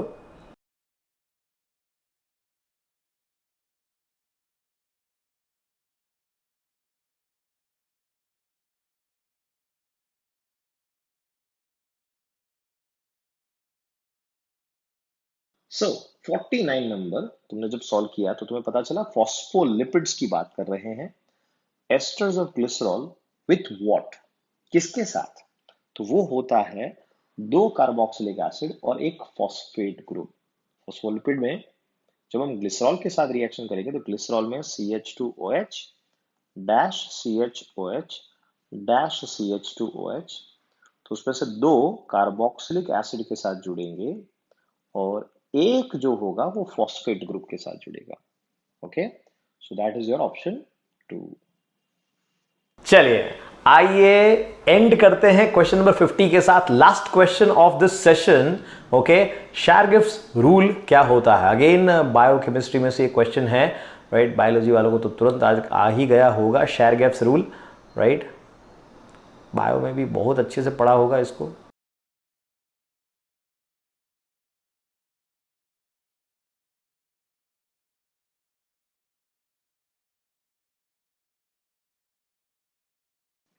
And here we have the last question. Last question में आपको पूछा है कि शेरगिफ्स रूल क्या होता है, और शेरगिफ्स रूल बी ग्रुप वाले तो भाई सीधी सी बात है, सबको पता ही होगा, क्लियर है। डीएनए में amount of adenine is equal to that of thymine and that of guanine is equal to cytosine, क्योंकि जितने होंगे प्यूरीन उतने ही होंगे pyrimidine. Okay, so did you like today's session? क्या आपको आज का सेशन अच्छा लगा? क्लियर है, कमेंट में आप जरूर बताएं। कभी कभी हम बैठ के सोचते हैं कि हमारा जो टीम इसके ऊपर काम कर रहा है, जैसे कि हमारा कंटेंट डेवलपमेंट टीम होता है एक टीम, दूसरा है जो वीडियोग्राफी करता है इसका पूरा का पूरा, तो पूरा का पूरा वीडियो जो है वो अच्छे से बने, उसका एडिटिंग अच्छे से हो, उसकी बात कर रहे हैं हम लोग। एक होता है कि हमारा जो टेक्निकल इक्विपमेंट जो होते हैं उसको अच्छे रखने वाले, और दूसरा हमारे एक यूट्यूब का टीम है जो कि इसको पूरा का पूरा अच्छे से टाइम टू टाइम डालता रहता है। कुछ ऐसे होते हैं हमारे दो तीन लोग ऐसे हैं जो खुद अच्छे से थंबनेल बनाते हैं, अच्छे से कंटेंट जो है उसको प्रेजेंट कर सके हम लोग, उसके पूरी पूरी ध्यान रखते हैं। तो पूरा का पूरा टीम बैठ के सोच रहा है कि सर हम लोग जो कर रहे हैं उसमें हमें जो जितना मेहनत हो रहा है उतना हमें क्या आउटपुट मिल रहा है? आउटपुट मिल रहा है मतलब कि क्या स्टूडेंट इतना देख पा रहे हैं? और जब भी हम ऐसा सोचते हैं, जब भी हम कभी कभी ऐसे बैठ के सोच रहे होते हैं कि सर हम इतना सारा कंटेंट दे रहे हैं, फ्री में कंटेंट दे रहे हैं, तो इसमें स्टूडेंट जो है क्या इसका मैक्सिमम यूटिलाइजेशन कर रहे हैं? और उसी टाइम पे आप में से किसी का कमेंट आता है कि sir thank you so much for making this, thank you so much, very nice video, right? कुछ लोग बहुत ही टाइम निकाल के अच्छे से कमेंट करते हैं, तो उन कमेंट्स को देख के हमारी टीम खुश हो जाती है, उनको लगता है अरे वाह, हम जो काम कर रहे हैं बहुत ही जबरदस्त काम हो रहा है, और स्टूडेंट जो है वो बहुत ही इससे खुश हैं। So we thank you for doing the comments, right? Thank you so much, we love you. And हम जो स्टूडेंट्स को मदद कर रहे हैं उसके लिए हम बहुत शुक्रगुजार हैं स्टूडेंट्स के, कि वो इस कंटेंट को मैक्सिमम यूटिलाइज करके मैक्सिमम मार्क्स लेके आए नीट में। ओके, तो ये पासो सीरीज आपको कैसा लगता है? Do share your views into comments so that we can continue making this. हमने 2001 का वीडियो बनाया, 2002 का वीडियो बनाया और 2003 का वीडियो बनाया, और हम आगे बढ़ते ही जाएंगे, बढ़ते ही जाएंगे जब तक हम लोग 2020 तक ना पहुंच जाए। क्या कहते हो, यस और नो?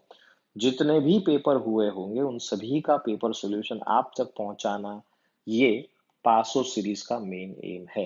ओके, अगर आपने अब तक सब्सक्राइब नहीं किया है, सब्सक्राइब नहीं किया है, ओहो हो, तो नीचे वो लाल लाल दिख रहा होगा, यस और नो? तो उसके ऊपर एक बार क्लिक कर दो, एक बार क्लिक करना, दो बार मत करना, तो उसका कलर चेंज हो जाएगा। ध्यान से देखना, बाजू में एक बेल बटन भी है, उसको भी क्लिक करना है, उसको क्लिक कर दिया तो जादू ही जादू है। ओके, चलिए मिलते हैं next time. Thank you so much for coming here and watching this video.